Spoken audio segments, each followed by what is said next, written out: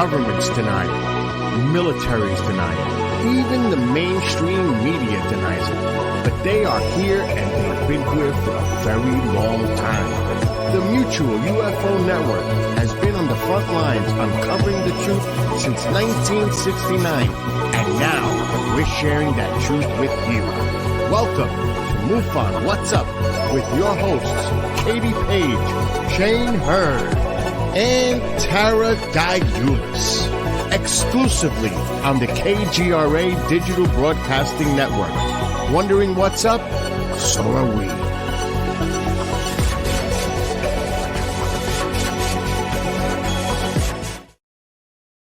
What's up, everybody? It is another Tuesday night. I don't know where the week went. It just flew by. It just seems like the other day we were here. I hope you all had a fantastic weekend.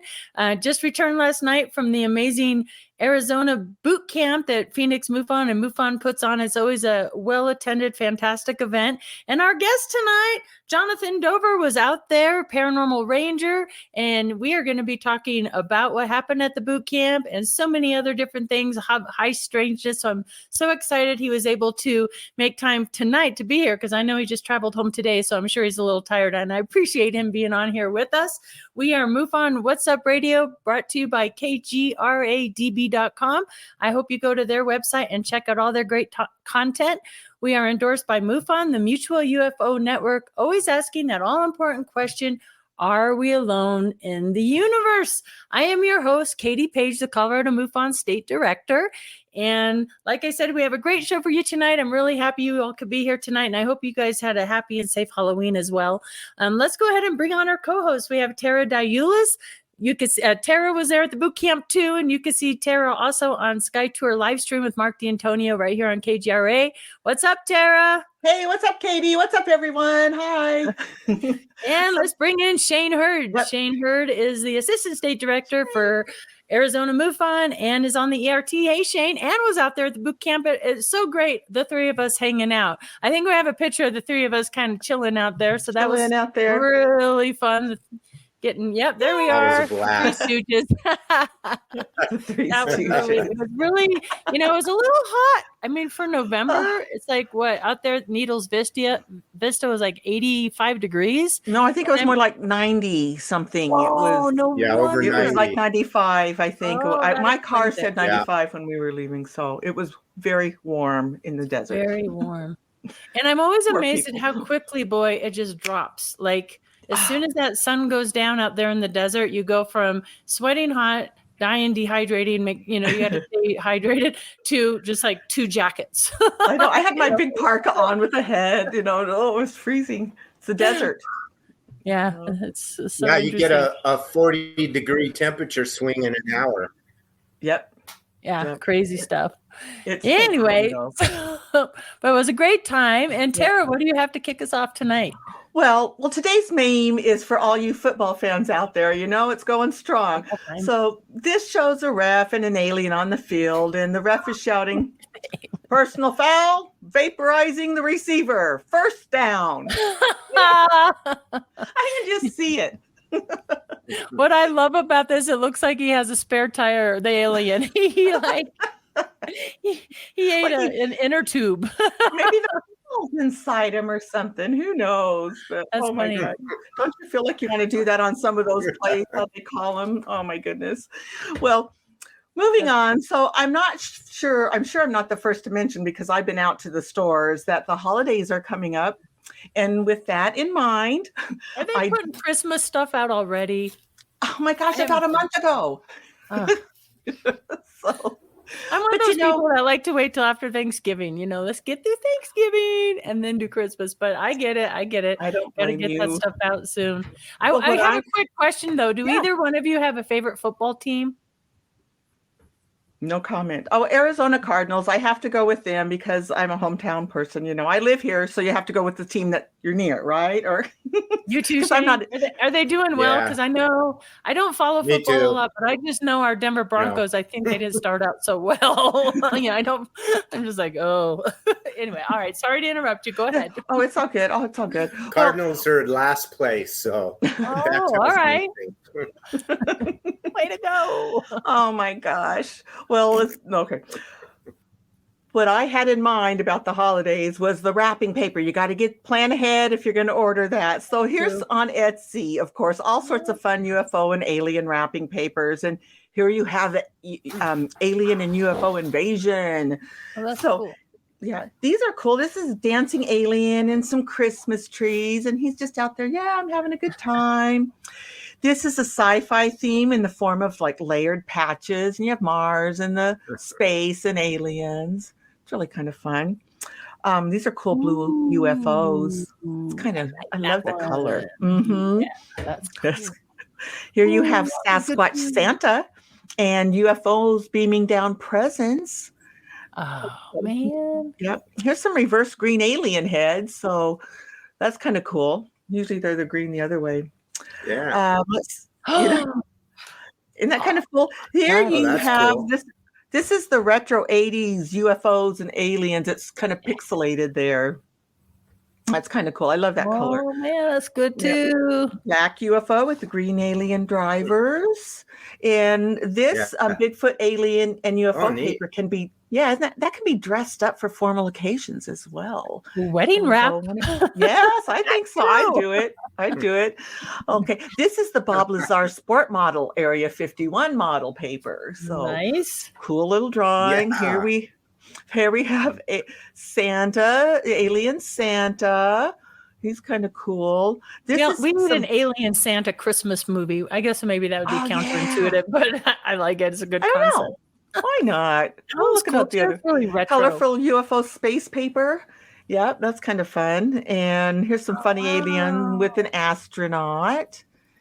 And this is my favorite. My favorite. Santa and all of his wheels. You know, he's got his sleigh, the plane, the rocket, and the UFO. And check out the fun ribbons that you can find on Etsy to pretty up your gifts. So again, where else can you find all this stuff but Etsy? So plan now to get your wrapping paper to wrap all those gifts you're going to get at the last minute or ahead of time, depending on who you are. So I spent like $100 on because I liked all of those. Yeah. Me too. Yeah, they're fun. Awesome. Yeah. Well, Shane, what's up? What have you heard lately? Yeah. Have you guys heard our friends over at Arrow, the All Domain Anomaly Resolution Office, has launched their website for military members to make reports to the website regarding UAP. But when I was looking through the fine print, something kind of surprised me. I'm going to just read this for you. It says that the new secure system, get this, is not intended as a reporting mechanism for military personnel who have made actual observations of UAPs themselves. Instead, the new reporting page on Arrow's website emphasizes that information should only be provided by those who have personal knowledge of U.S. government programs related to UAP. What? Isn't that a little weird? I mean, you're thinking, hey, a reporting page, you can report a sighting. No, we don't want your sightings. We just want to know if you know about government programs that know about UAP. So kind of weird there. Not a big fan of that. And, you know, when they rolled it out, there was a little bit of drama. And Dr. John Kirkpatrick, who's leading Arrow in the program, he kind of pushed back on some of the claims that were being provided under oath during those House committee meetings with David Grush and Dave Fravor and Ryan Graves. And he made some kind of weird comments here. He said, speaking of them, they are truth seekers, as I am, but you certainly would not get that impression from yesterday's hearing, kind of taking a shot at it. He says here that U.S. military personnel or other government employees who have observed what they believe to be UAP are advised to continue to follow the process established by your service branch or federal agency to report the information to AARO. And so they maintain that there is no evidence of any UAP sightings present that represent evidence of extraterrestrial technologies, although it concedes that some of the objects observed by U.S. personnel do appear to display advanced capabilities that warrant further investigation. So we've got a video. This is a video that they rolled out actually as part of their response. And why don't we roll that and people can just take a look. Okay.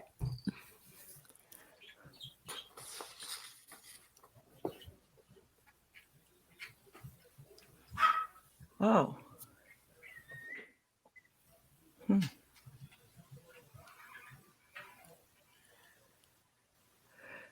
I can see that drone go. It looks like a drone. I don't know what that is. I think it's incredible, Shane, that you are doing this case tonight. Yeah. It's a case I pulled for Case of the Really? Week. Well, you guys will see. It's one of those synchronistic things again. Oh, Keeps okay. happening. I'm like, oh my gosh, I can't believe he pulled Yep. that. Anyway, so really, really. Well, I think that one is allegedly from Iraq, Mosul, Iraq, and they have not identified it. But I'm just curious what you guys might think. You know, when you see these sorts of UAP that are these small silverish balls or spheres, you know, I think it's clear that there's not some alien inside it, mini alien or whatever. I kind of feel like if they're not ours and, you know, there's something else that maybe they're more like probes, you know, something like we would likely do if we were going to investigate, you know, like we're doing with Mars right now, right? We're sending rovers and little helicopters and all that in advance. And I'm thinking maybe that's kind of what might explain. It seems like we're just getting so many of these white or silver spherical sightings all over the world every single day. I mean, the volume is kind of blowing me away. I don't know what to think of it, but what do you guys think? Well, go ahead, Katie. No, after you. Really, no, after you. No, it's really interesting. It looks like it could be a drone to me, but because there's no evidence of propulsion or anything from that video, it's really amazing. And I thought it was interesting that video was shot from a drone itself, and the drone was trying to follow it, from what I understand. So it's interesting.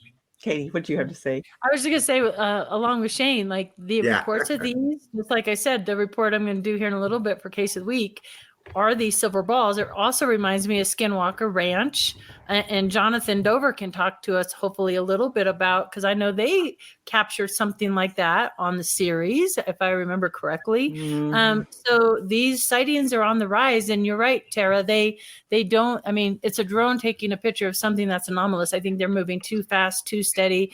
I agree with Shane too. There's some sort of possibly probe or monitoring or something, and the reports of these are on the rise. So I find it fascinating, and it's really concerning to me, and it seems kind of apparent that AARO wants to know what these contract engineers and employees know. Like, you know, like, yes, on one side they say we're going to protect you and grant you immunity. On the other hand, it feels kind of suspicious, right? And controlling some sort of narrative. So like you, I'm not real comfortable what they're trying to do here. It doesn't seem right to me. Hi, Kathleen. So yeah, really cool case. Kathleen. And yeah, it's really, these balls are interesting, and what are they doing and what's coming? I mean, it makes me think that we're going to see something big happen within another year or two with the increase of these balls, these spheres. Well, it's interesting with my Mars case. Yeah. We don't really know what was seen. I will talk about it, but it could be something similar to what they got video of now. So very interesting. Do you want to go right into that, Tara? Your Mars case?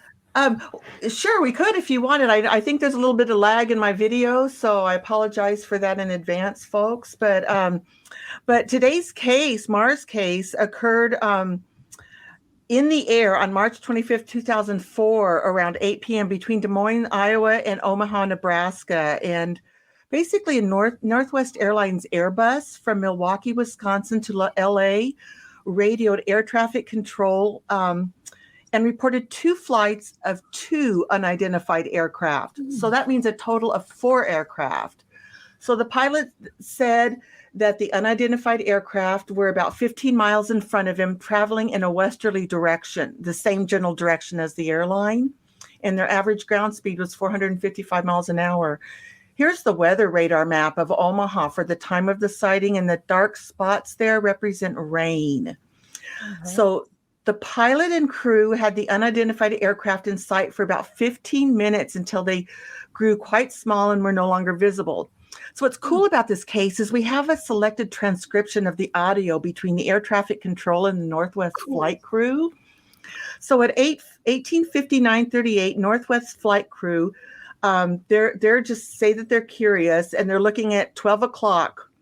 Basically, they spotted object and is asking air traffic control if they have any traffic in the area of the sighting. Air traffic control, what altitude? Northwest, ours, maybe a little higher, which was 35,000 feet. Air traffic control, negative. So Northwest, okay, I guess it spots on the windscreen. So, so they're getting that. And so at 1901, the air traffic control says, we're not showing any aircraft in your area above or below you. And Northwest says, isn't that interesting that you should say that? Because we're just noticing that there are 2 more ahead of them. Oh. So at 1904, 25, air traffic control asks if they're getting anything on the TCAS. That's the traffic collision avoidance system. And Northwest responds with a negative and verifies that there are 2 flights of 2 objects. So at 19:11:53, air traffic control relays this message. Here's the website, www.november-uniform-foxtrot-Oscar-Romero-Charlie.org. 1912:01, the crew states, I know what those 3 letters in the middle are. And again, it's NUFORC, the National UFO Reporting Center. So the air traffic controller was telling the pilots to report it to Newport. So the FAA acknowledged the explanation and also stated that other pilots had seen the object. So inquiries were made to NORAD and Strategic Command, STRATCOM, regarding the unidentified aircraft sighting. They did not note any.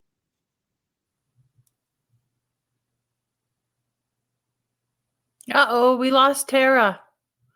Oh, no. And Shane, you're muted. There's a ghost in the machine, folks. Oh, here she comes. She's back on. Yeah, tonight's a weird one, isn't it? Yeah. Our technology is weird energy giving us today. And there she is. All right. Continue on. Okay, I apologize wherever I was, but basically, inquiries were made to NORAD and STRATCOM, but NORAD said that no anomalous aircraft were noted on March 25th, but that exercises were conducted over South Dakota and Canada on March 26th, the next day. On March 27th, classified equipment testing was conducted. NORAD did say that exercises encompass scramble-type maneuvers. So one has to ask the question, did the sighting on March 25th over Nebraska and Iowa influence the decision of NORAD to conduct these exercises the next 2 days? So we do know that the FAA controller contacted NORAD on the evening of the sightings. And upon being relieved of his shift, the air traffic controller who directed the flight did just that. He submitted the report to the National UFO Reporting Center, and it is the controller who referred to the craft as UFOs. Interesting. This air traffic controller was then to appear on a radio talk show. However, the controller's supervisor wouldn't allow it, and the show went on and was discussed. And it's interesting also, at 1911, radar indicated that two potentially fast-moving objects about 40 miles ahead of the Northwest flight. So at this distance, I mean, they could have seen those, but at this distance, those craft would have had to be very large to be visible by the crew. And remember, they said they were 15 miles away. So these types of returns, however, could be due to the weather, and it was raining in that area, those scattered returns. So basically, in conclusion, we have trained observers, the Northwest airline crew, who cited 4 objects that they couldn't explain. And did they give a description of what these objects look like? They did not, if you can believe it. This was a final report, and I was surprised to find that they did not explain, were they lights, where they didn't even describe at arm's length how big they were. They described the altitude and the distance. And very strange, very strange. So there you have it. Yeah, but nonetheless, it's a compelling case, just the amount of work they do, and the fact that, they actually recommend to report it as, to UFO reporting. Yes. So that's really interesting. That in itself is interesting. Well, if they were objects like Shane's video, those things could have been moving fast and just as fast as those flights, and it's kind of hard to tell the size of that object in Shane's video, but it seemed like it was fairly large. So it's hard to say. What do you think, Shane? Yeah, I think plus the text of the conversation between the two, you can tell that they were being really careful and sensitive, and probably didn't want to put on recording, too intense of information, and they're being a little cagey about it. And you think about it, that's even 2 years before the whole Chicago O'Hare sighting, right? Right. And we're all real familiar with the fact that it was a big taboo to talk about UFOs in 2004. So it doesn't surprise me. But and there's a lot of these cases that we've seen since then, even, haven't we, with commercial air traffic over New Mexico, Arizona, Colorado, Nevada, and where pilots reporting seeing this stuff. So it's not unusual from that perspective. But these are great sightings, and who knows what it is. I know, it's cool. And speaking of airports, another synchronicity. So, and this is what's fascinating. Okay, a little behind the scene how we run the show. It's not like Tara and Shane and I coordinate too awfully well. Sometimes we're scrambling at the last minute, especially this week. We're all just recovering from the boot camp, so we're like, ah!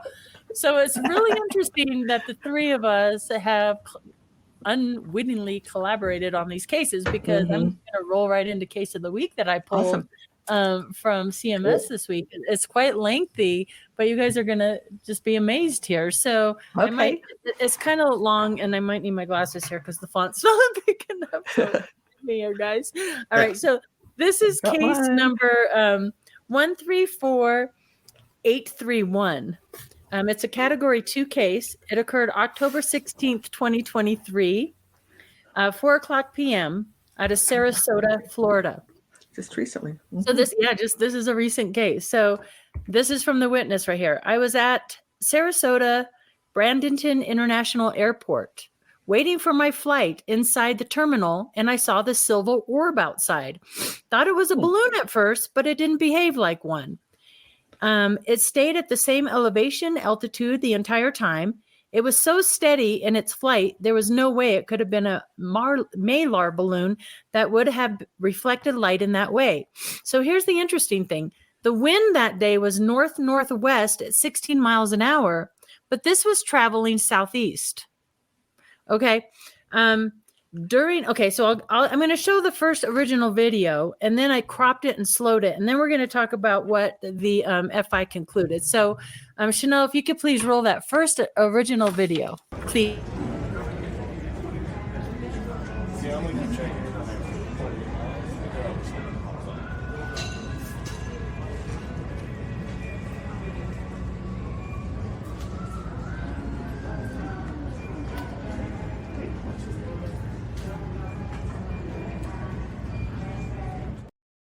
compelling. So I went ahead and zoomed and slowed.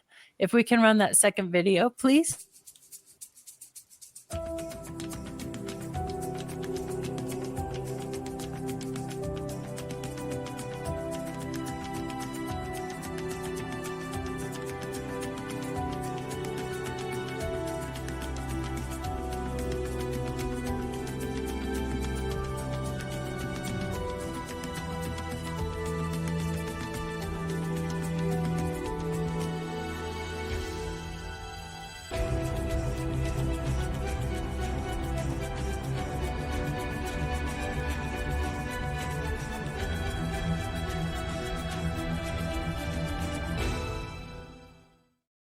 All right, now let me read to you what the FI says here. During the course of this investigation, numerous sources at Sarasota Bradenton International Airport were contacted. So good work on the FI's part.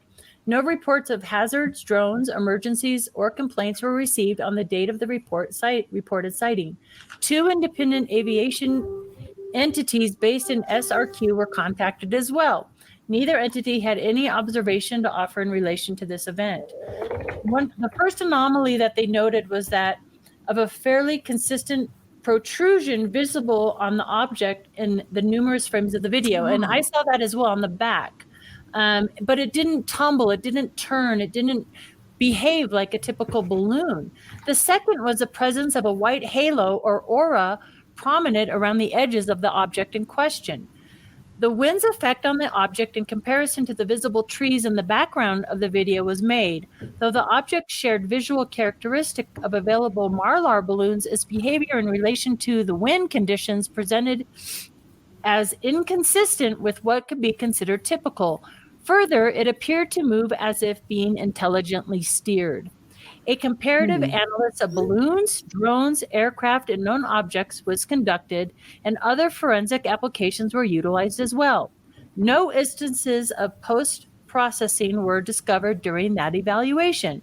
It was determined that the presence of the white halo around the object was just as likely to be caused by a magnetic field as it would be from a diffraction or aberration phenomena.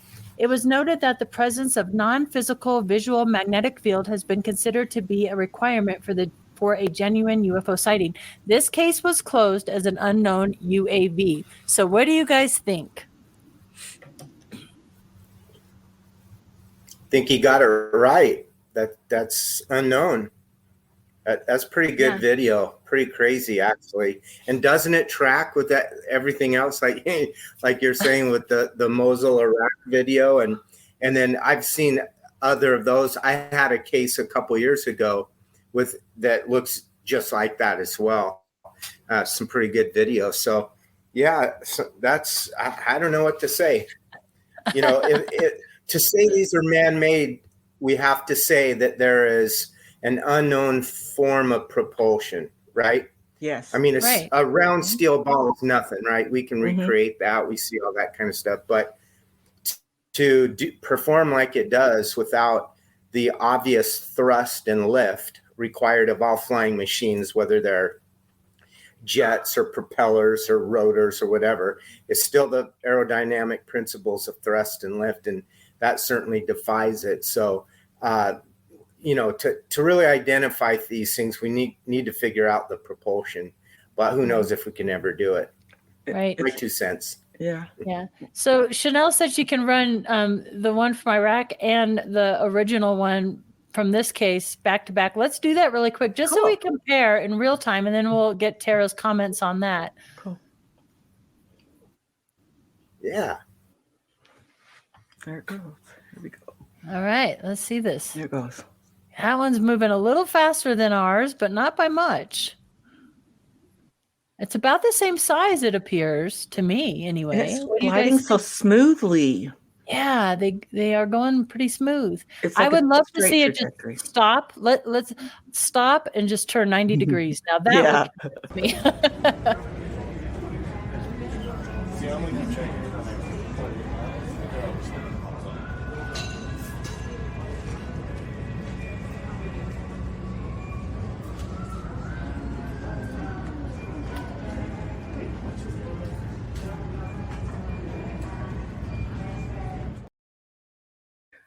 We were muted during that. We were muted. I was like, I would tell everybody at the gate to like run to the window and get everybody's opinion. I know. But that protrusion out of the back, like if it's a balloon, you would think it stayed. It was almost as if it was part of the propulsion system. Mm-hmm. Like it didn't tumble. It didn't act like a balloon would act, especially with what was it, 14-mile-an-hour winds?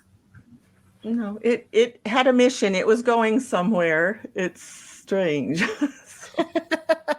Yeah, that was a cool case. Yeah. Cool case. Well, That's good job. crazy. Aren't those things coming out the back? That's some good stuff. Haven't we had guests talk about those things coming out the back? That's kind of a clue that it's a man-made thing, because if it was an alien or UFO type of thing, why do they need little bumps or nacelles or something, that they can just be an object? But that's just, again, someone's opinion, I suppose. So. Yeah. Do you guys think that these are coming from like a bigger type of ship that might be sitting out somewhere, hiding behind a cloud? We've heard this. I mean, obviously I don't believe anyway there's little bitty people piloting these things. I mean, they need to be like, they have to be scouting drone or something. Drone of some kind. Why would they be flying around our airports like this? I mean, this is something we're seeing time and time again. It's almost as if they want to be seen, Well, yeah, because if they're probing, they would know that there's a lot of activity and they would be seen. Yeah. So kind of weird. So weird. It's very cool. You guys did great. Yeah. Yeah, we all did. We were like reading each other's minds without even knowing it's a parade. Cool. Right. All right. Well, I think it's that time, guys. What do you say we bring in our guest, Jonathan? Here, let me read his bio and bring him in. So Jonathan Dover is a veteran law enforcement officer. He has worked with the City of Winslow, Arizona Police Department, the National Park Services, the Navajo Historic Preservation Department, and the Navajo Nation Rangers. He retired from active duty as a lieutenant in 2011 after 31 years. Holy cow, thank you so much for doing all that work. During his work on Navajo Nation lands, along with his regular duties, he, along with Stanley Milford Jr., were assigned over a period of 11 years to officially investigate and document significant cases involving Bigfoot, hauntings, Navajo witchcraft, and UFOs, all things we'll discuss on the show here tonight. Jonathan Dover, on his off time, dances at Native American powwows and in the Apache tribe of Oklahoma, Blackfoot Society, the Warrior Society. He has played guitar for 45 years and is a fly fisherman. So please welcome Jonathan Dover to the show. John, hello, everybody. Hi. It's good to see all of you since just a couple of days ago. Yes. Right. Time flies. Glad you made it back home safely, John. You live a long way, so we appreciate you coming down for the 48 hours. Mm-hmm. Yep. That's great.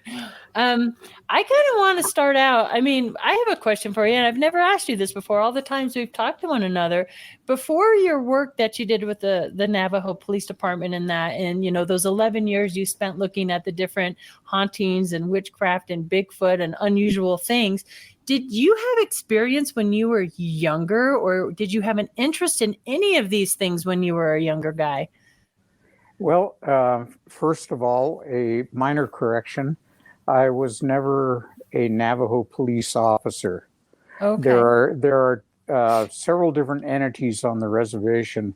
Navajo Rangers take care of the resources, the resource law enforcement. So we're the park police in the park areas. We patrol the lakes. Game and fish, forestry, mines, minerals, agriculture, and then in the absence of a police officer or an emergency situation, we would do police duties too. Gotcha. So cool. So you don't like give people tickets or arrest them, throw them in the slammer? All the time. All the time. Watch out, Katie. That's right. You almost did that. No. But did you have an interest when you were a younger guy? I mean, did you ever have any experiences as a younger guy before you kind of were propelled into this world? Let's see, I would have been about junior high age. maybe 1970-ish. And we spend all our summers up on the Navajo reservation. So we're up in the Chusca Mountains. My grandparents had a cabin up there. And we're coming out. We would leave about 2 a.m. and drive all the way. I was born and raised in Los Angeles. And on the way out, we saw a red orb weaving back and forth through the trees, totally silent. My grandfather was driving. He stopped the truck. I was sitting up front between him and my grandmother. And this thing was it was weaving through the trees. And then it went up a hill. It passed us and went up this hill. And the hill's got pine trees all over it and oak trees and everything else. And as it went up, it kept weaving through the trees, but we couldn't hear a sound. My grandfather got out of the truck, and of course he grabbed his lever action 30-30 and announced, "I'm going to shoot this thing." Oh, no. And my grandmother was screaming at him, "You leave it alone. You get back in the truck." What she told us, or what she said about it, was that she thought it was a Navajo skinwalker, because sometimes they have a red light when they travel. So she didn't want any retribution coming to the family up there. At the same time, after reading a lot of books on this subject, I determined that it could have been an orb of some kind. But it was only about about the size of a basketball, or a volleyball, I should say. About that size, and it was red. And you could see the light on the ground below it. Oh, cool. And I had heard sheep all over that area. And I happen to know that when it went up the mountain, there's no trails and no roads up that way. Interesting. That's cool. So, John, I have like a bunch of cases I'd love to have you talk about, but the one that comes to my mind immediately, since at least the three out of the four of us here are from Arizona.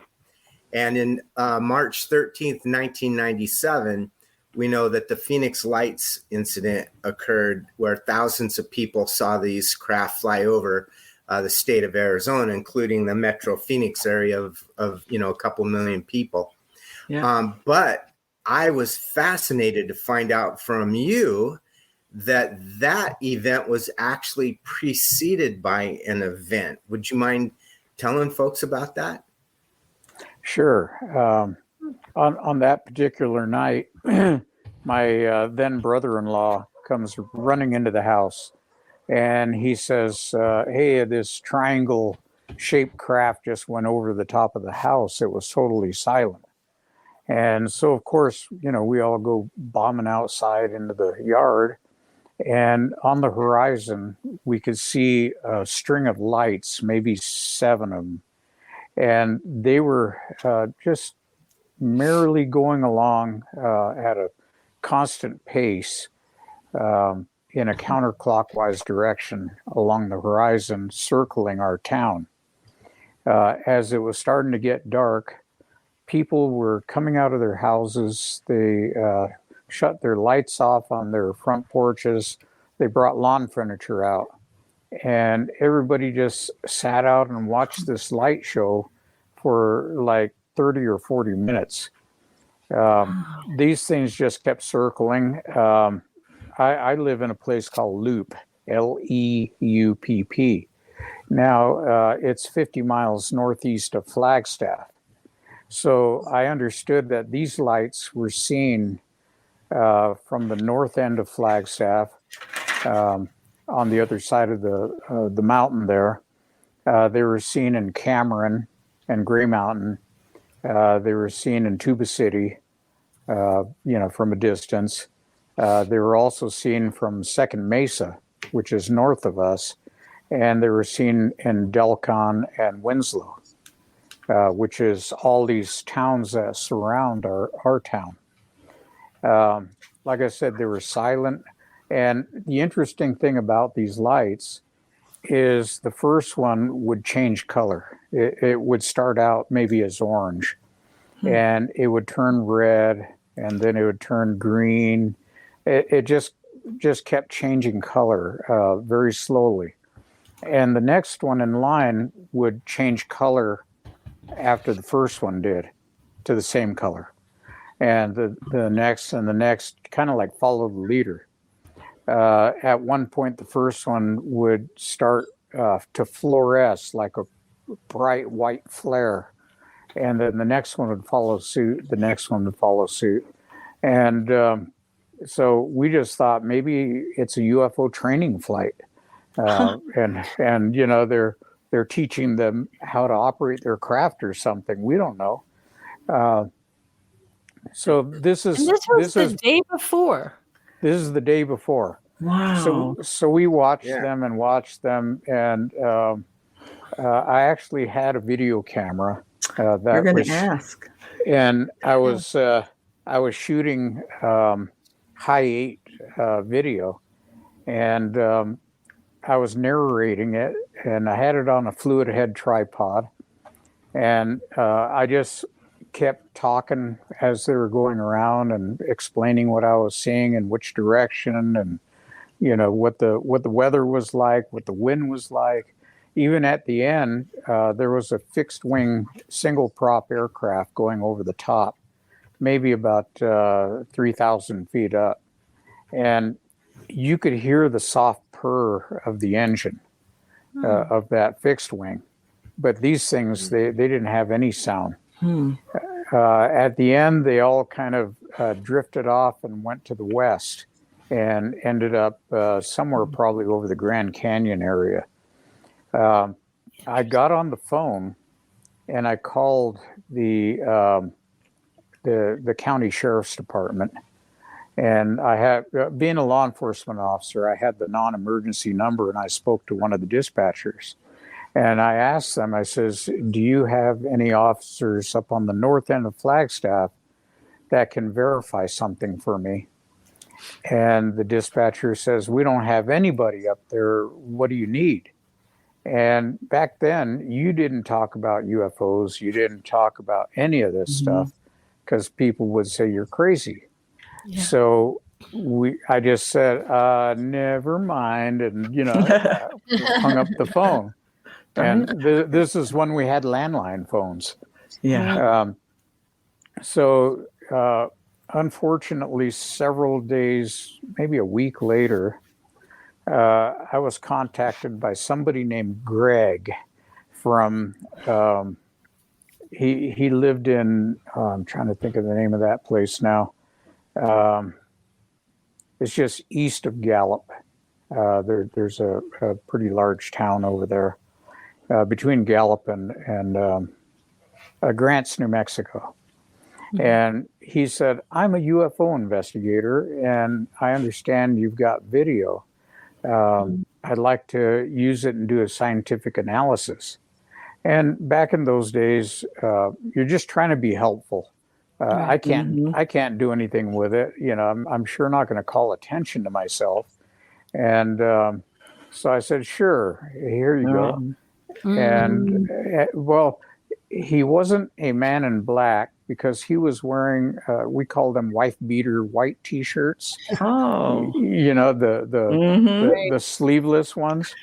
And he looked like he was a muscle builder. And I never heard from him again, and I never got the tape back again. Dang it! And this to this day, I keep thinking, oh my goodness, you know, if I still had that. Well, you know what? I think one thing that. Okay, try that again. We lost you, Shane. Yeah, we lost. Sorry, the audio. we're dealing with lag. Are you time traveling again? He's like, yeah. No, I was just going to say that, you know, it really shows from an investigator standpoint that any sighting could potentially be part of a group of sightings. And in fact, we're trained as MUFON investigators to check for other cases or reports made on that same day or days before and days after. And we check multiple reporting sources like NewFork, MUFON, API, and others. And I was shocked to hear just recently that activity had happened prior to the Phoenix Lights event. And that got all the attention, but there was a precursor to it. And I just think that's fascinating. So we really got to have a very open mind. And I think it even reflects on like the accounts we've looked at tonight with that spherical ball. Right. That those things are appearing everywhere or, Yeah. Isn't it true? I mean, it's interesting too. My mom lived in Mesa during the Phoenix Lights, and she witnessed the Phoenix Lights event. So cool. I kind of have a piece of that a little bit too through my mother. She was a snowbird at the time.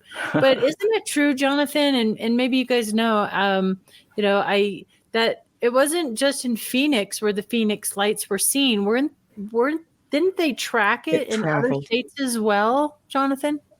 They were seen in Nevada, and it came down at an angle through, I believe, Prescott, and around that area, came down through Phoenix and kept on going toward Tucson.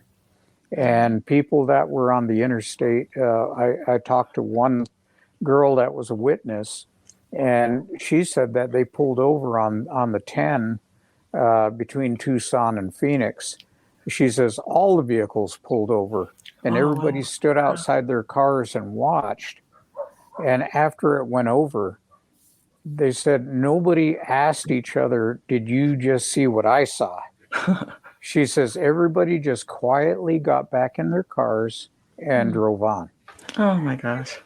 And John, that's really common from cases and stuff, but you did everything right. You had your video camera and you were recording everything and like all the details you've got, and then it disappears. But I have a feeling the reason you were able to record it even those years ago was because you are so trained in all of this and you had your cool head about you. And, and that's why you were such a good instructor at the boot camp this past weekend. And I know we want to kind of to talk about that at some point, but I know, Chanel, there's some pictures of John and Stan teaching at the boot camp. And, how do you handle these situations when you see them and have the presence of mind to actually take the pictures and handle the situation? So I'm wondering if you can talk about what your experience was with the boot camp a little bit and about what you helped everybody with.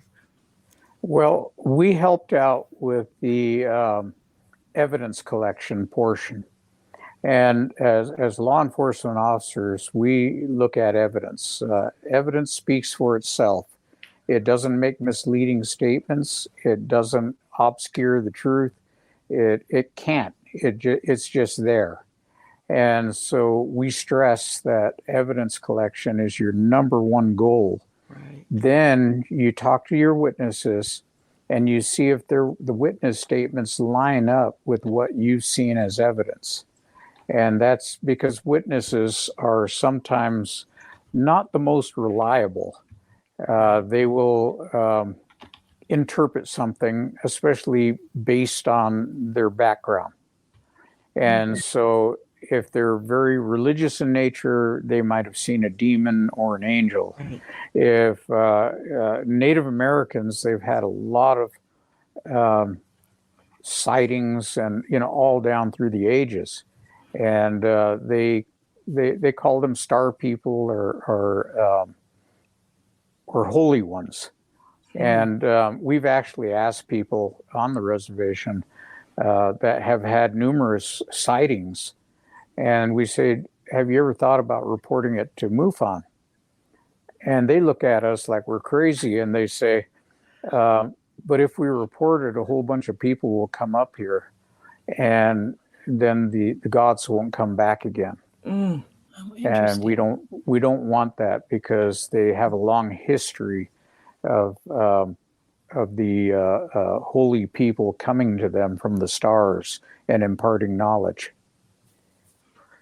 And John, you and Stan, did you do field investigations with MUFON? And you were the ones that were able to contact the folks on the reservations?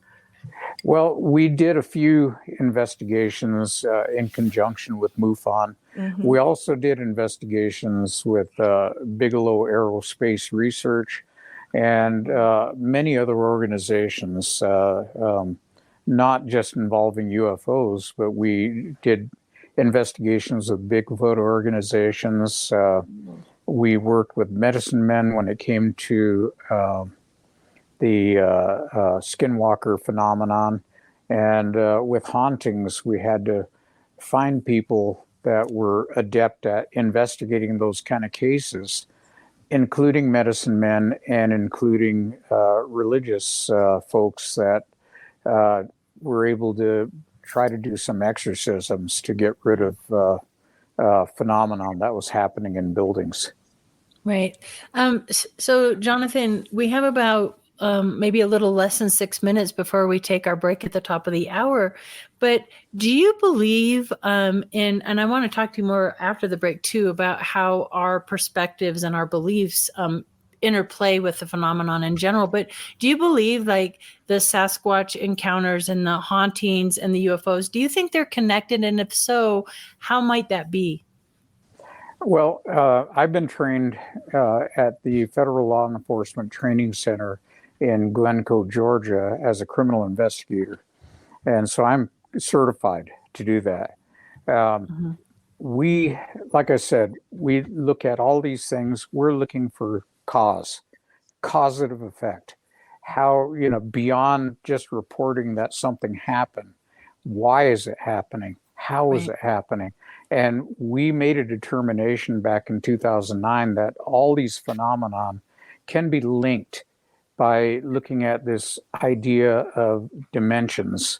There could be a dozen dimensions. There could be an infinite number of dimensions that are existing at a different frequency than ours. So imagine that we're all overlaid one on top of the other. We're coexisting with other dimensions. Our vision is extremely limited. We can't see into the infrared. We can't see into the X-ray spectrums. But there's a lot of other frequencies out there. And even Einstein worked on the theory of, this stuff for camouflaging ships, the unified field theory. And he withdrew it, saying that it was incomplete after the so-called Eldridge incident, where a ship disappeared and came back. So there's a lot of talk still about that. It's almost like paranormal mythology, have you? But there is enough information there that something could have happened. And you have to understand, I'll make this statement in closing right now, that I'm Native American, and Native Americans have a long history of distrust with the U.S. government. Because since 1492, there's over 6,000 treaties signed with Indian tribes. Not a single one of them has ever been kept. So we have a history. And so when the government comes out and says UFOs don't exist, or the one I love is that they say there's no proof of interstellar craft. Well, there could be proof of dimensional craft, but they're specifying interstellar. Right. Yes. So there's a lot of little word twisting going on, and they want to weaponize it, of course. And there could be as many as 50 or 100 different races coming to visit us. I personally think there's a sign out in space that says, you can look all you want, just don't touch or don't have any contact, because these people are extremely violent and they don't listen. And so you have Navajo, Southern Cheyenne, Apache tribe, Kiowa Apache, right? From Oklahoma. Yes. And Filipino. Right. Yeah, that's in your bio there. So many different tribes. And I think it's true. And we only have less than a minute and a half. But I mean, the traditions, and I think it's interesting you bring up that they don't want to contact MUFON, or I mean, this is sacred. This has been going on for generations and generations, the Star people, and they like that, right? Or do they? I mean, there's the word we don't say, and there's certain negative things, and I want to touch on that too, that we don't want to bring forth, but a lot of these are positive too, correct? Yeah, they are positive. The Yebiche dancers represent the Star people, and it's interesting that there's 10 or 12 of them. The last dancer is always called the clown, and he cavorts around. He does everything backwards, does everything wrong, won't listen. And he actually represents the five-fingered people. That's you and me. We're the clowns. Oh boy. Yeah. Yeah. You're the clown. We all are. We all have that nature. No, I think that's hilarious that, I often wonder, 1 minute left. I think you're right that there must be some sort of rule, because we're all wondering, like, I mean, it's like they're making themselves known, but yet they keep their distance. So I feel like there has to be some sort of rules in place or something that happened. And as far as clowns go and rule breakers, I'm just waiting for some star being to break the rules. And why isn't this happening? So, I want to know too. Oh, there could be so many different ones. And if you look in 1492, there were so many different nations and continents coming to the Americas to find tobacco, to find spices, to find gold, silver, all kinds of precious metals, to get mass timbers, potash, what have you, to spread religion. And this could be what we're seeing with these other beings, that they're all here for a different reason. And we try to pin one reason on them. And I don't think that's the right answer. Yeah. Right. All right. Break time, guys. We'll see you in a minute. All right. Welcome back, everybody. It is time for an evening on Earth with an extraterrestrial. Woo! So, Jonathan, every guest, we ask these all important questions here. So let's pretend that one of these, I don't know how many races there are of ETs are out there, but let's say one comes and visits you. And where on Earth would you like to take this ET to have dinner? Oh boy, that's a tough one. I think I would cook dinner here at my house, and that way, That's awesome. that way, I'd hog all their time. Okay, and what would you be cooking them? Anything from grilled cheese and ham and cheese sandwich to Yum. a Chinese stir fry meal. Anything they ask for. All right. And what music would you introduce them to while you're enjoying your grilled cheese sandwich? Oh, I don't know. I'm really eclectic when it comes to music.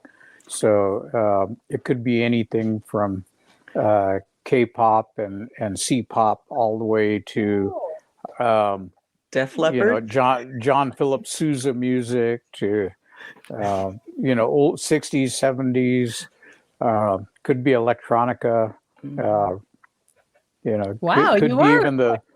could be even the theme soundtrack to Forbidden Planet. Oh, all right. And then if you could recommend a movie for your extraterrestrial friend to watch, what movie would you recommend? I think I'd recommend Close Encounters of the Third Kind. Yeah. Any reasons for that in particular? Just because it was probably, they did a lot of background research in that movie, and it's very apparent that, and there's even some background that says that they were trying to make that movie to do a kind of a soft introduction that aliens are real. And but then that got squashed, and so they just ended up doing the movie. Right. And you have one question. You can only ask one question. What would it be? Why me? All right. And to that end, do you think, when you were in middle school and your family saw this orange orb, do you think it was a precursor to what you're doing now? And do you think that's connected, like in an introduction, so to speak? Well, since starting in 1984, I've had numerous sightings, triangles, disc-shaped craft, just all kinds, orbs, round craft, squares, just all different types. And they got so numerous that finally I put a dash cam in my vehicle. And after I did, interestingly enough, I didn't have any more sightings. And I'm actually okay with that. So since then, I put in a 4K camera in my windshield. That'll really get all the details, and still haven't seen anything. And that's fine. So now we know how to repel them. Yeah. Yeah. Although I haven't checked the footage. For all I know, they could have landed right in the middle of the highway in front of me, abducted me, did whatever they did, and then erased my memories. So I have no idea, and I never looked at the footage. Fascinating. John, do you Oh, wait. Go ahead, Tara. Shane's on mute. Yeah, that's what I thought. John, do you think you have so many sightings because of where you're at on the reservation? I mean, it's such a broad expanse, and you and Stan were out there on your own, and you'd have to travel, for a long time to get to places sometimes. And do you think that contributed to a lot of your sightings because of your location, or is there something else to it? I think that contributed a lot to it. We were out all hours of the night, all hours of the early morning hours. So there was a lot of potential exposure to that kind of stuff. And then we were investigating those type of cases. One sighting that I had was right after a 3-day Bigfoot investigation that we had done along the San Juan River up around Bloomfield, New Mexico. And in that case, we had 30 people who reported seeing Bigfoot. As we got 30? Done, 30. Wow. And they had actually gone to the local police department, and the lieutenant there met with them. And when the press asked him about it, he actually said, ha, ha, ha, ha, I wonder how much these people have had to drink. And so as a result, the people did not want to work with the police department anymore, and they asked for the Rangers. We sent a 6-man team out there with forward-looking infrared systems and PVS-14 night vision equipment. And we spent 3 days and 2 nights combing the area and talking to witnesses. And we came out with foot track evidence. We came out with hair samples. The hair samples actually came back unknown carnivore, which is really weird, because you have to understand that there is a DNA database for the whole world of animals. And if this was a gorilla, it would have shown up as a gorilla. And it didn't. It just, all they could say was unknown carnivore. So at the end of this thing, I'm on my way home. And this is on the other side of the reservation. So it's going to take me pretty close to 5 hours to drive. And I'm driving back at 2:30 in the morning. I pass through Indian Wells, what they call the Sugar Bowl. And I get up on top, and I see what looks like a mercury vapor street light off of the side of the road to my right. And I looked at it as green color, which is kind of unusual, but it's about the size of what you would see with a street light. And as I keep driving, I noticed this light was now behind me. And it was about 100 yards back. So as I'd went over the hills, I would see it pop up, and there's a glow underneath it. As I got near a town called Delcon, it veered off to the left. Now, during this time, I remember I'm armed. I have a shotgun, I have a carbine, I have a pistol. And I thought, should I turn around and confront it? But I decided, number one, I'm tired. And number two, I don't want anything negative to happen. We don't want to provoke it and provide negative energy for it to feed on. So I just kept going. It veered off to the left side or to the south side of the highway and went out maybe a mile and a half to where there was a mesa and went up on top of the mesa. And then it started to parallel my course. It went like that for another, 10 miles to 87 Junction, about another 15 miles. And it turned red.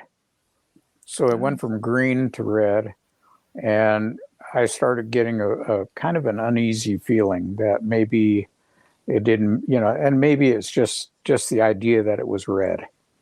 And so I watched it, and I watched it actually just fade out slowly and disappear.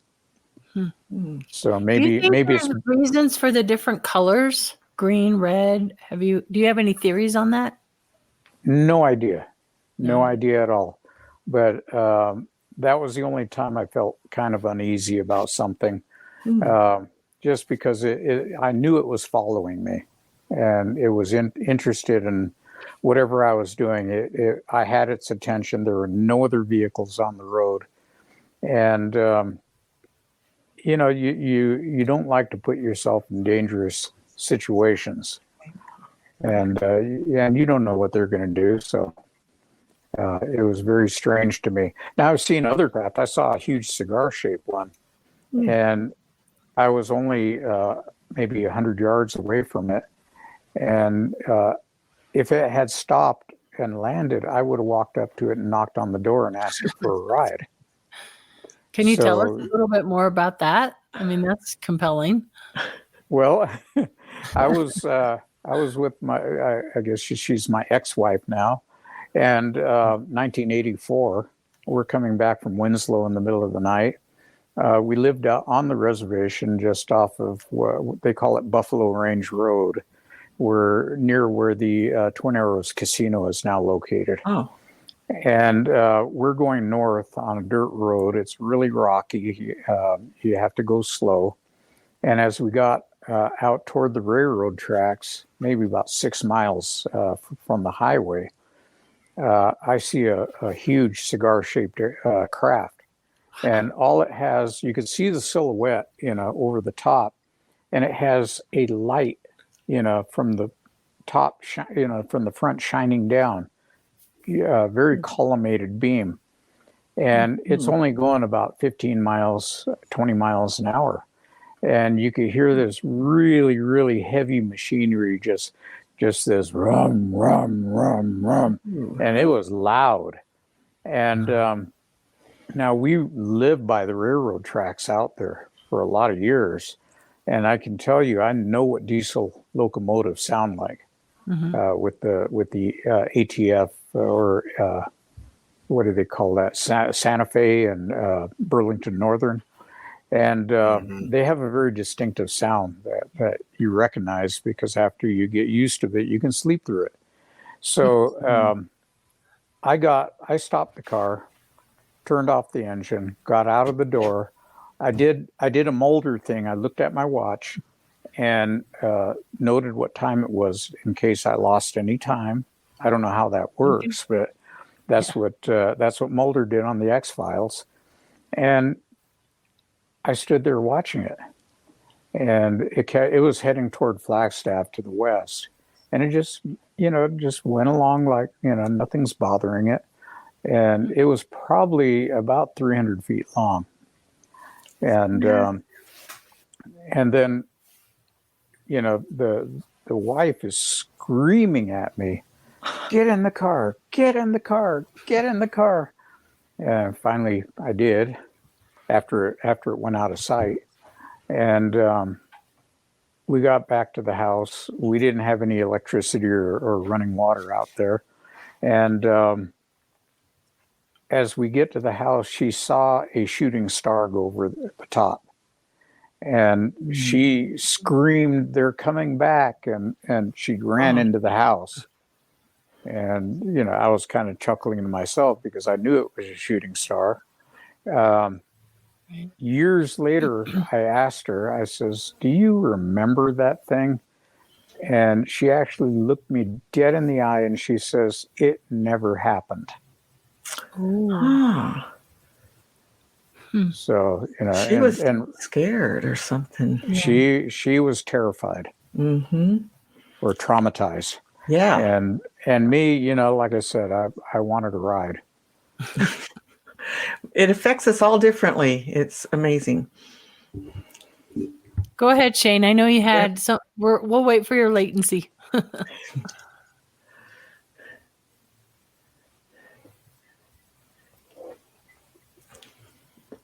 Shane, you there? Shane. Can you hear us, Shane? Oh, he's frozen on my end. Let's give him 1 second here. Maybe he can shut down. There he is. There he is. Okay. Go ahead, Shane. You had a question, Shane? He's trying. Okay. Hopefully the latency.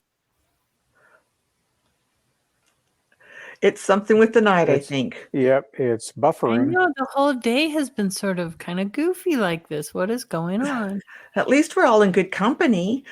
So I kind of think that Shane, I'm reading his mind. No, I think Shane wanted to ask you about the coins in that event. Yeah, I think he's going to try and reboot. Okay. The coins in which event? Well, let's start with the first one. You've had several. I was only aware of one, so this will be new to me. Well, there's been a bunch of them, and really? this is mainly standard investigation. So I'll tell you his story. There was an office building, and they were having a lot of poltergeist activity, screams, things like that. There was a young lady that worked there. She was getting phone calls at her home that were coming from her office phone. That's creepy. In the middle of the night, usually around 3 o'clock, 3:20 in the morning. So they actually asked the police department and the phone company if they could determine who is making those calls, because the building's locked up and it has an alarm system. Right. So nobody should be in there, but these calls were being made. So people were getting freaked out. They had medicine men come in and do ceremonies to quell this thing. And you have to understand that Window Rock is a place that had a lot of violence occur there. During the long walk, when the Navajos were rounded up and forced marched to Bosque Redondo, they actually were rounded up, and between Fort Defiance and San Benito, they were encamped there for a time. And a lot of young girls were raped and murdered. A lot of women were killed. A lot of old men died, and it was bad times. And then they were forced marched about almost 300 miles. And in one case, they actually marched them to Santa Fe and marched them through the streets before they went to Bosque Redondo. So, and people were falling out and dying all along the way, kind of like a Bataan Death March thing. So a lot of those rocks, those sandstone formations in that area, appear to have soaked up a lot of this negative energy. And so there's a lot of hauntings and ghost sightings in that area. And so Stan went to verify that something was happening, and he took 3 other guys with him and locked themselves into the building. And during the investigation, there was a whole bunch of other things happen. I won't get into that right now, but they started hearing coins that would drop, and they onto concrete. And a coin dropping on concrete has a very distinctive sound. Yeah. And they said that these coins, pretty soon they could actually see them materialize in the air and fall to the floor. What? Or they would come flying across, from a corner of the room and hit people and bounce and roll and spin.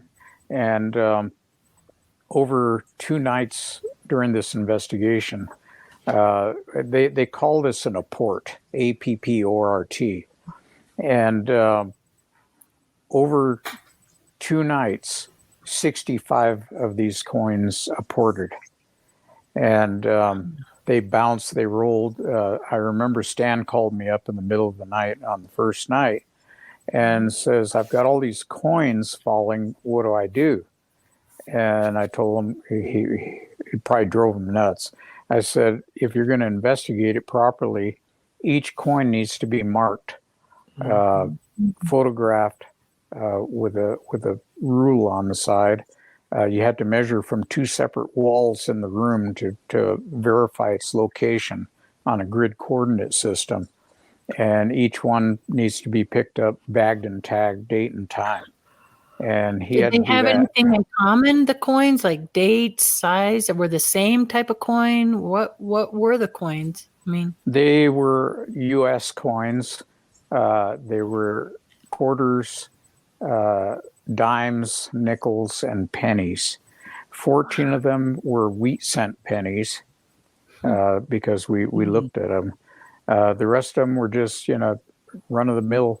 But the interesting thing about that case is that out of all those 65 coins, they all landed heads up, which is a statistical impossibility. right.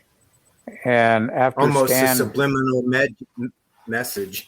Heads up, we're here. that's what Stan thinks. And after that, this phenomenon followed him home to his house and to other places, and it's been with him ever since. Even just a few weeks ago, he had a coin show up. Well, actually, on this trip to Phoenix, he had a coin show up. Really? Yeah. He did. So, yeah, and it was heads up. Heads up. Are they mostly dimes? Because I hear about dimes a lot, and dimes and pennies from heaven, dimes and pennies. So what showed up for him this last weekend? It was a coin from the Republic of Panama. What? Oh, weird. That's random. Yeah. So, and he's had a Taiwanese 2 UN coin show up also at his house. Wow. We were hoping that meant that we were going to get to go to Taiwan and speak, but that never happened. Investigate.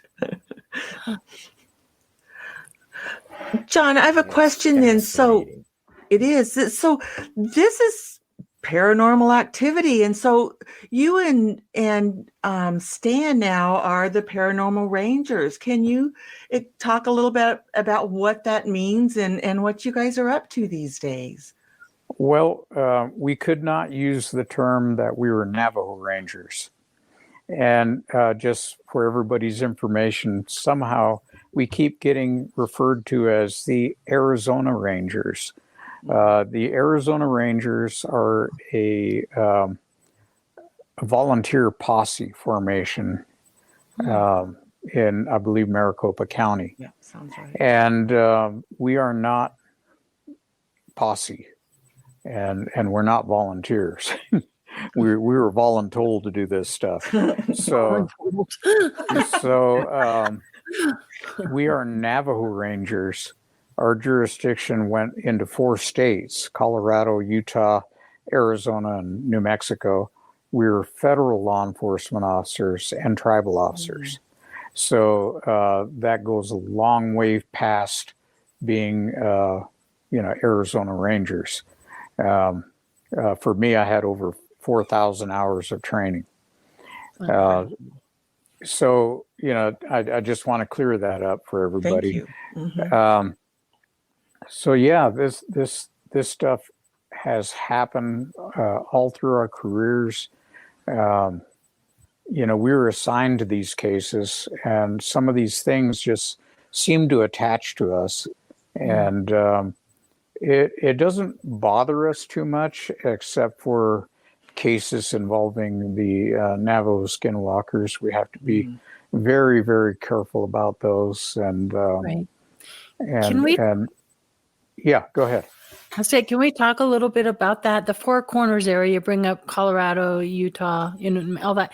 And why we were discussing the Rocky Mountain Ranch, and, both you and I are on the Beyond Skinwalker now doing research and experiments. And I had mentioned to you, about the Sand Creek Massacre and the area in Colorado, and you have personal ties to this. Do you mind sharing some of that history and how you might think this kind of plays into these areas and how they might be interconnected and what might be happening with that? Well, in the area of southeastern Colorado, in 1864, you had a band of Indians that were composed of Southern Cheyennes and some Arapahoes, that they were led by Black Kettle and White Antelope, who were peace chiefs. The chiefs had both met the President of the United States, were given peace medals and a large American flag for goodwill, and they came back from Washington, D.C. So they were in that area. There was some skirmishing going on, and they went to the Governor Evans of Colorado, and told him, we're friendly, we can't, so that, you guys will know where we're at and know we're friendly. And they were told to camp at Sand Creek. So in November, I believe November 18th, they were encamped at Sand Creek. They were told to fly an American flag from their tallest lodgepole and put a white flag underneath it. And that way the military would know that they were friendly. So they camped there, they put the flag up, and there was a Colonel John Shivington, who was he was in charge of the 2nd Colorado Volunteers. Now, these were 100-day men, so they were only kind of like a reserve posse kind of force. And but there was a lot of alarmist activity going on. People saying, "Oh, so-and-so got attacked, and the Indians came and attacked them." Well, a lot of the settlers were doing the same thing. If they saw an Indian, they just shoot at them. And this went back and forth, all along the region up toward the north. So Shivington had aspirations of being the governor for the state of Colorado. And in those days, you had to be an Indian fighter. So he took his troops up there. He surrounded a regular army fort, surrounded them, and would not let soldiers come out. And then sent the rest of his force to Sand Creek. He had howitzers, he had cavalry and infantry. And they got over there, and at daybreak, he told them, "Nits make lice, kill them all." So they opened up with howitzers with air bursts. And as the howitzers were raining shrapnel down, white antelope came out of his teepee and stood under the American flag and held his hands up and was yelling at them, stop, stop, we're friendly. And they kept shooting at him. So finally, they said that he pulled his blanket around him and started to sing his death song.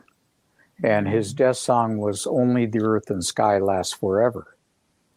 You can hear that now as a line on Kansas Dust in the Wind. So he was shot down where he stood, and the cavalry charged, and so it was old men, women, and children that were in the encampment, and they tried to put up a fight and tried to disengage and get away. A lot of them froze to death in the night. But babies were killed, women were killed. I won't go into the details, but you can look up the Sand Creek Massacre, and it's horrendous. John Shivington, I think about almost 200 of them were killed. And John Shivington was brought up on charges and court-martialed in Washington, D.C. And so they cashiered him. They said that the U.S. government was wrong and they should repatriate those Indians somehow. And have they yet? And all these years, they have not done that. They said that individuals could not apply for compensation and the tribe could not apply for compensation, only that band of Indians that was there. So we now have an organization called the Sand Creek Massacre Descendants Band. I am a part of that group. My white antelope was my ancestor, so I have chief's blood. And then we had Medicine Sit Down, Matches Woman was there, Ghost was there, other relatives that were in that engagement. And so, I think there were 5 of them altogether that we can trace lineage to. So we think, it's just in the way of speculation that a lot of this violent death has kind of tainted the area and caused a lot of negative spirit activity in that area that's coming out. And they said that there's a national park there now, a monument. And they said if you go there to the Sand Creek Monument, you can feel the oppression. It's a physical thing that you can feel. I agree. I could feel it at the ranch out there. It's pretty close to that area. That whole area is, and you can feel the energy shift more so in the evening for whatever reason in certain areas, in the more forested areas. Do you find that true with the areas you've been to with Beyond Skinwalker? And I know you can't talk about the details per se, but can you tell us a little bit about what your experience has been filming with Beyond Skinwalker and what you feel, what the commonalities and connections perhaps they're looking for? Well, let's go to the episode that aired already. Okay. And this was this last season or this year. We went up to a place called Satan Butte that has a lot of skinwalker activity associated with it. We were there doing an investigation because UFOs were seen flying near that area and actually being described as flying into the mesa, similar to what they saw up at Archuleta Mesa in Dulce. So the mesa is actually composed of basalt. So it's all volcanic rock. And we went up there at night. It was about a 3.5 mile hike in. And we got up on a promontory and we had all kinds of phenomenon being looked at. They were looking at frequencies, radiation. They found all of it. And as we were on top of this promontory, right next to a cliff, they had their table set up with all the equipment on. And you'll see in the video that we're actually holding the table down. The temperature is 15 degrees, so we're freezing. the wind is blowing, so the temperature is probably minus something. Oh my gosh. And we were just chilled to the bone. And every time they said, let's do another experiment, the wind would increase. Wow. And so we kept getting stronger and stronger gusts, and the table and all of the computers and everything was ready to blow over the canyon. And so we're all holding it down. And then Art, the medicine man, Harvey, and Stan both heard a female scream from down in the canyon at, right around midnight. Yikes. And Art turns around, he says, "It's here." And one of the producers, jumped up and says, "Oh, maybe we can get a skinwalker on video." Oh no. And we had told them before we even started that if they started looking for that kind of stuff, we were there to get scientific data. If they started looking for skinwalkers, we knew the danger involved in it. And so right when that was said, I said, "That's it. We're done." And everybody finally agreed. Yeah, that's it. We're done. Wow. As soon as everybody agreed that we were done, and you see this on the TV show, the wind died. There was absolutely no wind after that. It was like you're in the eye of the hurricane, Woo. That's weird. So frightening. that's kind of the behind the scenes story of that. On the way out, we could sense that there was something following us. Some of the equipment had to be left behind because it was just too bulky for people that were frozen trying to make a 3.5-mile hike. So they left boxes of equipment along this trail. And they said, "I hope it's going to be okay." Of course, they took the cameras out. But this is lighting equipment and other things. And they said, "Will it be safe?" And Art started laughing. And, the medicine man, he says, "Nobody in the community comes up here. Your equipment is safe." He says, "There will be nobody coming up here." So they left it. And the next day they went back and all the equipment was still there. They collected it all and came off. Wow.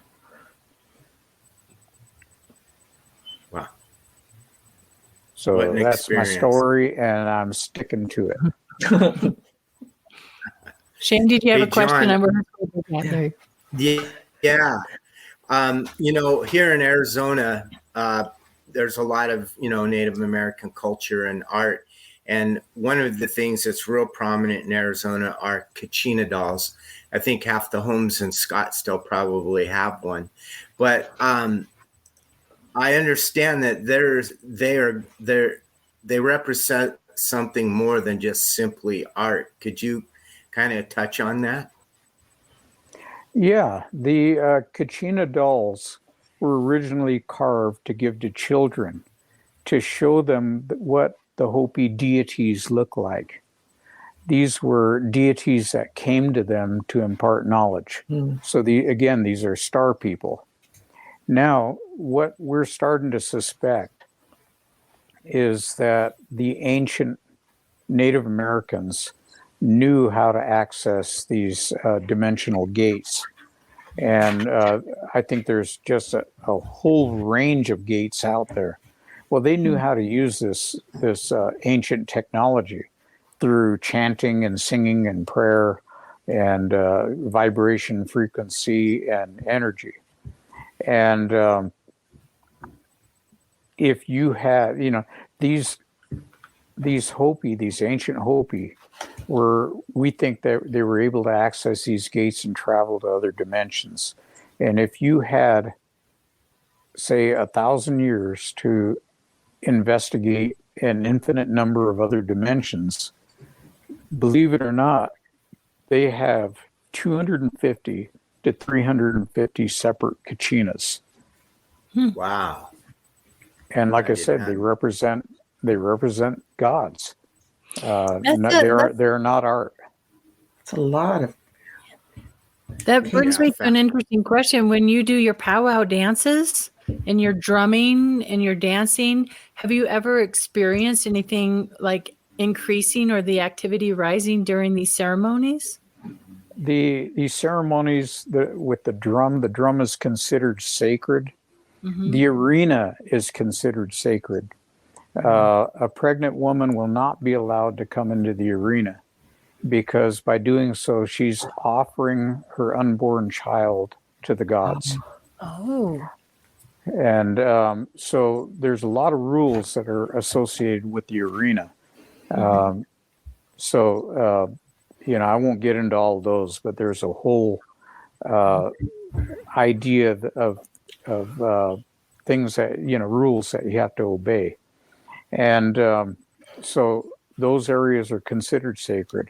Now, in dancing with the Oklahoma Blackfoot Society, it's a 3-day dance. You're not allowed to video. You can take photos. And we actually had a woman that came and wanted to be placed behind the staffs. There are 4 staffs that are used in the ceremony, 2 crook staffs and 2 spears, all with eagle feathers on them. The U.S. government has asked the tribe if they would come to the White House lawn 3 different times and dance. And the leaders of the society told them that we are not here for your president's amusement, and refused. Good for them. So this lady had stage 4 cancer. And the doctors told her that she only had a limited amount of time to live. So they placed her behind the staffs, and we did 4 songs for her. The songs always come in 4s. And at the end of that song, she left. The very next year, she showed up again. So obviously, she survived a year. And she came up to the MC, and she wanted to speak, and she thanked everybody for allowing her to be put in front of the staffs. And she said that the doctors had checked her and they could not find any trace of cancer. Wow. You hear of healings a lot. That's amazing. And that was just one case, so. Wow. So there's. John, I have a question for you, kind of changing the subject, but you saw the video that Shane brought up and Katie's case of the week and just talking about things in the sky. Can you tell us, what do you think these things are, or what do you think is going on? I think there's some kind of remote device that can come into our plane of existence. And you have to understand that we have had reports of orbs appearing here with a loud pop, almost as if air was suddenly displaced. And it will move, it'll hover, it'll do all kinds of things, and then it'll fade out and disappear. And these were from people that had no belief in UFOs at all, but they reported it to me. So we see this stuff where things just suddenly appear in our frame of reference and then disappear. And we think that they're coming through from other dimensions as opposed to being extraterrestrial craft coming from, billions of miles. And it would make more sense that way too. Now understand that, we're not just going to say this until we die. If somebody else comes up with a better theory, we want to hear it. Well, sure. Because we're constantly testing this stuff, and it's constantly evolving. Right. One of the things I was able to do at Skinwalker Ranch was that I was able to prove to myself that there's a romantic story that when the Navajos came back from the long walk, they cursed the Utes and the Ute land with skinwalkers. And you'll hear that story being repeated. It's very romantic and very Westerny. What I found out is that there are places of worship up there that have been there for hundreds and hundreds of years, maybe even 1,000 years, that the Fremont made. And I think it was to keep whatever was on the ranch on that side away from the tribe. So, you know, I'm able to show in my mind that this thing has always been there. Yeah. And that this phenomenon, you know, in the case of the Satan Butte, the guy that reported the UFOs also had skinwalkers show up at his house. So there's all kinds of different things going on that, and they're so intermeshed up here on the reservation that, you know, we really sometimes don't differentiate much between them, and it doesn't surprise us. We've also seen correlations in our investigations. When people start reporting UFO cases, there's a correlation in Bigfoot cases that get reported, and vice versa. Connection. Yeah. John, I know on the TV show Skinwalker Ranch, there was an episode I wanted to ask you about that just I thought was absolutely compelling. Was they invited that drum team in to you know, play rhythms at the base of the mesa, and at the top of the mesa was a stone spiral structure. And when they did this activity, some really odd things happened, and they caught it on video. Do you recall that? And could you expand on it a little? Oh, sure. The people that were involved in that, they are called Blazing Bear, and last year they were the winners of the drum competition at the Gathering of Nations. They're actually from Oklahoma, and one of them is related to me, so that was kind of cool. Neat. Oh yeah. But I got along with all of them. They're all Oklahoma tribes, and my family, part of my mom's family, is from Oklahoma. So when they went out there, this is utilizing Nikola Tesla's 369 theory. In his 369 theory, he said that these are magical numbers. If you ever figured out how to use them, you could do anything. And he posited that 3 represents energy, 6 represents frequency, and 9 represents vibration. Well, at Skinwalker Ranch, they have energy. They have an object in the mesa that is, it's been called a battery, but I think it's more of a capacitor. It can store energy, and under certain circumstances, it can release it violently. And I think that's how people are getting injured. They also have frequency, the 1.6 gigahertz.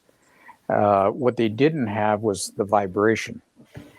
And so in doing this experiment, they actually had the drummers just do the drumming, just with the vibration itself. And the mesa where that stone circle is, under a thermal camera, started to glow. And it became warmer than the surrounding area. You could just, it looked like a little lit up city, you know, with this dome of glowing phosphorance above it. Cool. And, Yes, and then toward the end, they actually had 2 UAPs that came down and, you know, sped up and went into the mesa. So definitely cause and effect. And so they may be onto something with that.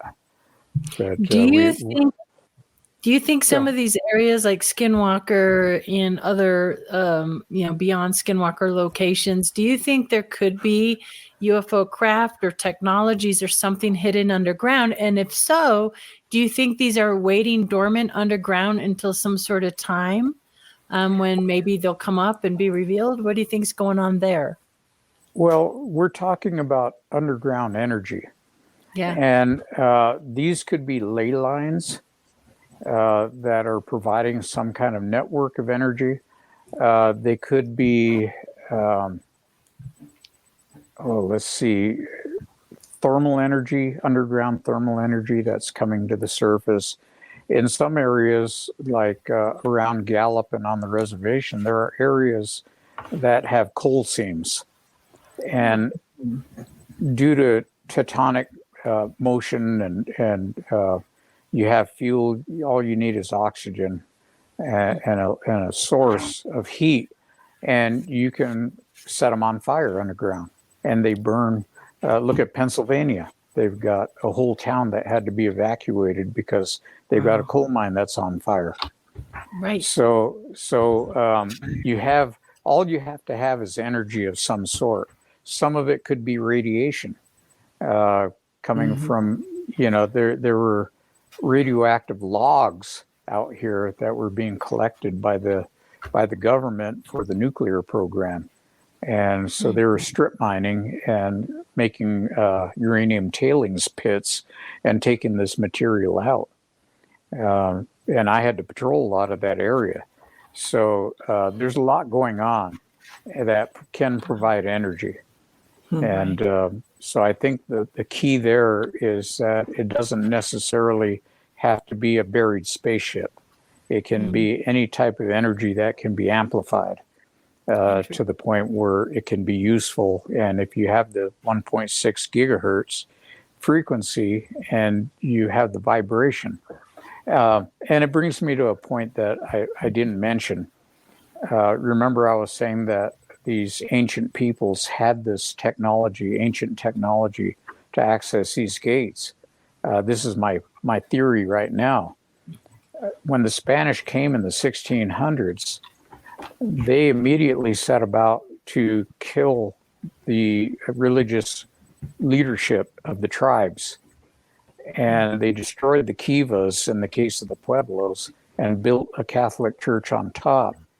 And the Pueblos were told, you either convert to Catholicism or you die. And later on, you had the Pueblo revolt where the Pueblos rose up against them, killed a bunch of the priests, drove them out. And for about 80 years, they had some peace before the people came back again. Wow. So, but imagine your priests would be the only ones that knew how these gates might work. And if they were suddenly all killed, then that information is all lost. Wow. John, some of the information that may not be lost are petroglyphs. Are there a lot of petroglyphs on the Navajo Nation? And if so, do they represent what you're studying here, like the Bigfoots and the aliens? And what can you tell us about those? There are thousands and thousands of petroglyphs. I mean, there are so many. They said that only about 350,000 archaeological sites have been mapped. There are probably more than 2.5 million sites that some site densities are, 15 sites per square mile. And, so there was a lot, and my job was to protect them. I was an archaeological law enforcement specialist. And so as a result, I worked with archaeologists and I worked with medicine men to know how to act at these places and what to do and what not to do. And so I also did human remains reburials. And, whether they were Anasazi or whether they were basket maker or historic Navajo, I'd have to make a determination based on the attributes of the skeletal material, if this was a homicide or if it was something that was old. Wow. How interesting. So do most of these there's lots of petroglyph sites. Yeah, I mean, are they on private land, and how do we go about protecting that? But we only have a few minutes left of the show, unfortunately. But I mean, is there ways to protect this, and are they on private lands or public lands or both? They're all over the place. They're all over Arizona. They're all over the United States. They're all over the world. Right. And a lot of the symbology is the same. Yeah, that's so fascinating. That's so fascinating. So do you have anything coming up on the horizon here? We've places? been busy going like crazy, and we're finally taking a break. Yay! So I'm going to get a chance to stay home for a while and rest up, and looking forward to that. Right. Good for you, John. You're a hard worker. Yeah, man. You contribute so Yeah. much to everything. And I know we just talked, I wanted to personally thank you, speaking of, protecting yourself, and that would be a good way maybe to close out the show. There's a lot of us that are curious about the phenomenon. We don't know what we're asking for. We don't know what we're getting into. What are some ways to protect? And you help guide me through ways I could protect myself as I go forward and get back on the Colorado ranch. Can you speak about that? That would be a good way to close out the show. Well, in closing, and I spoke about this at the Alien Con in Pasadena. That question was asked of me, and what I told them was that go back in your people's history. If you're French, if you're German, if you're whatever race you're from, find out historically what they did to protect themselves, and take that as your own. Understand that the one thing you have to have, you're going to pray. Or you're going to, whether it's to the Creator, whether it's to Jesus, whether it's to the Virgin Mary, you're going to pray about this. And you're going to request protection. You have to have the intent that this is going to protect you. You can't just go through the motions. Right. But you have to have the intent that whatever you're doing is going to protect you. And it can. So I would leave you with that. That's really good advice. Yeah, intention is a lot. And do you think too, with just a minute left, I mean, do we actively play a role in the phenomena itself? We can exhibit fear. And, it said, can you look at a situation without naming it? Naming it, making it a word causes fear. And when you get that emotion going, that phenomenon can actually feed off of that emotion and manifest even more. Right. So we go in, we don't think about what it is we're investigating. We just go in, and we don't go in with a negative attitude or, poke it with a stick. We go in with this idea that we're going to be totally neutral. And if it wants to manifest, by all means, we'll allow it to. Right. That's great advice. Stay positive. Don't show fear. Be brave. Yeah. Have good intentions out there. Well, Jonathan, thank you so much for taking the time. I'm glad you get some time to rest now. Thank you for being here. Thank you, Shane. Thank you, Tara. Thank you, Chanel. Thank you to KGRA and Bilska Watcher. We miss you. He's usually popping in here, but he's a busy guy. So we want to thank him as well. Thank you to all our listeners out there. And I hope you guys all have a fantastic rest of your week. And we will see you all back next Tuesday night. Take care, everybody. Thank you. Okay. Thanks, Katie. Thanks, John. Thanks, Shane. Thanks again, John. Thanks, everybody.